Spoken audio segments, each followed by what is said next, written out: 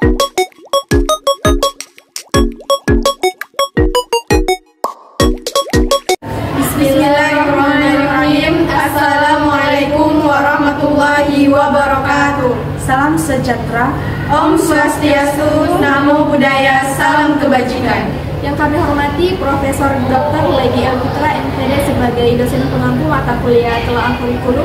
Perkenalkan, nama saya Agus Christine Bulala dengan NIM 2403010035. Pada kesempatan ini saya sebagai moderator. Dan perkenalkan, nama saya Jija Marbun dengan NIM 24030101 sebagai pramateri yang pertama. Perkenalkan, nama saya Dian Mustika dengan NIM 2403010012 sebagai pramateri yang kedua.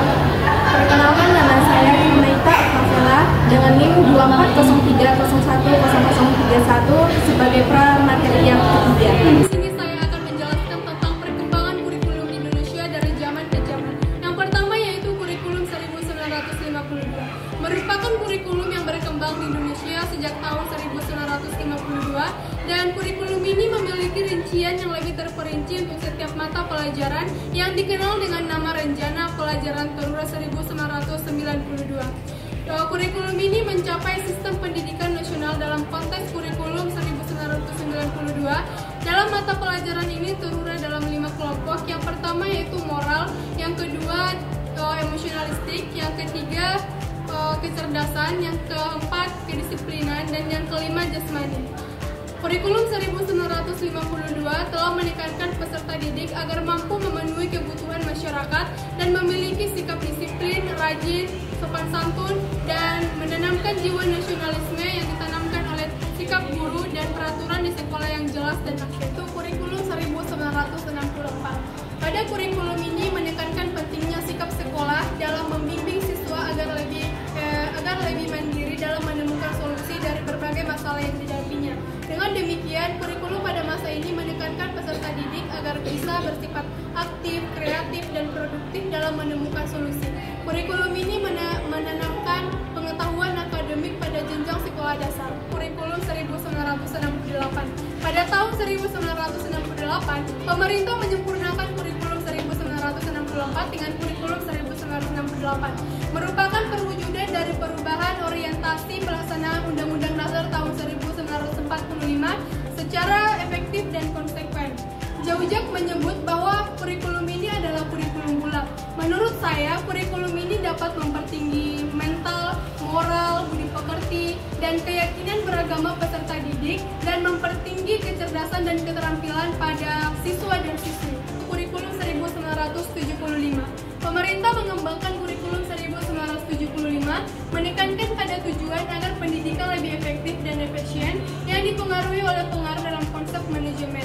Metode hingga materi pelajaran dirinci melalui prosedur pengembangan sistem instruksional atau PPSI yang dikenal dengan nama satuan pelajaran.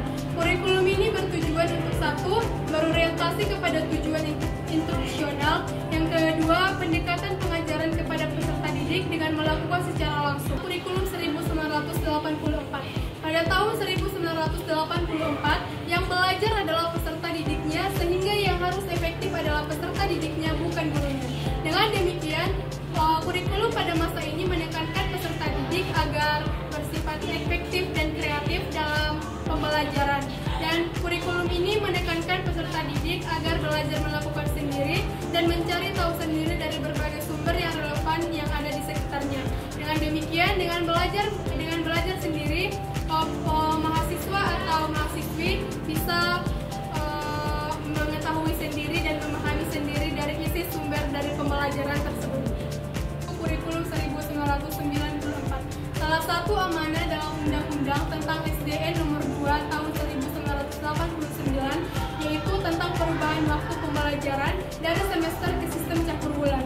Dengan sistem ini, pembagian waktu 1 tahun menjadi 3 periode. Nah, jadi hasil belajar yang dicapai oleh peserta didik atau yang kita kenal dengan rapor dapat lebih cepat diketahui oleh orang tuanya, dan orang tuanya berharap memberikan perhatian lebih dini dan intensif kepada putra dan putrinya. Kurikulum 2004. Rasional dikembangkannya kurikulum 2004 antara lain diberlakukannya Undang-Undang Nomor 22 Tahun 1945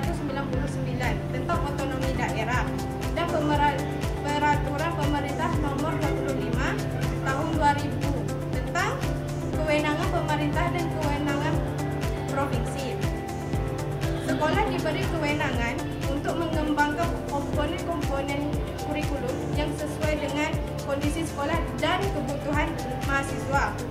Selain itu, kurikulum yang semua lebih berbasis materi menjadi kurikulum berbasis kompetensi.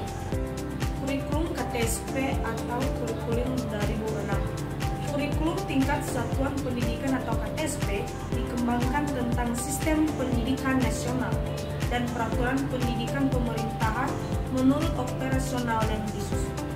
Kurikulum 2013. Tema utama kurikulum 2013 adalah menghasilkan insan Indonesia yang aktif, kreatif, inovatif, dan produktif dalam melalui pengamatan sikap, keterampilan, dan pengetahuan yang terintegrasi yang berlaku dalam pendidikan Indonesia. Tujuan kurikulum 2013 adalah 1. Menekankan pembelajaran kepada peserta didik dengan melakukan secara kreatif, inovatif, dan tidak membosankan.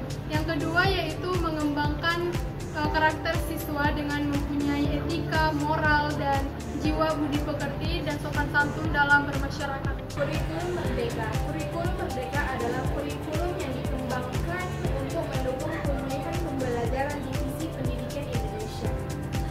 Kurikulum ini berfokus pada materi esensi, pengembangan karakter dan kompetensi, serta mengembangkan fasilitas kepada pendidik dan peserta didik.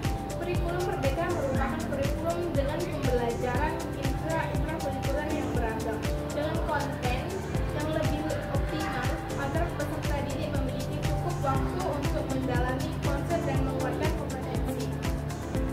Dalam proses pembelajaran, guru memiliki keluasan untuk memilih berbagai perangkat pembelajaran sebagai pembelajaran dapat disesuaikan dengan kebutuhan belajar dan minat peserta didik.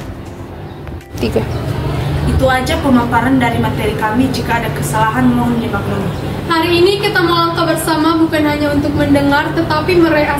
Di setiap tantangan yang pernah kita hadapi ada semangat yang tak pernah riuh. Mungkin cukup sekian untuk pada hari ini. Wabillahi taufiq wal hidayah. Wassalamualaikum warahmatullahi wabarakatuh. Salam sejahtera bagi kita semua.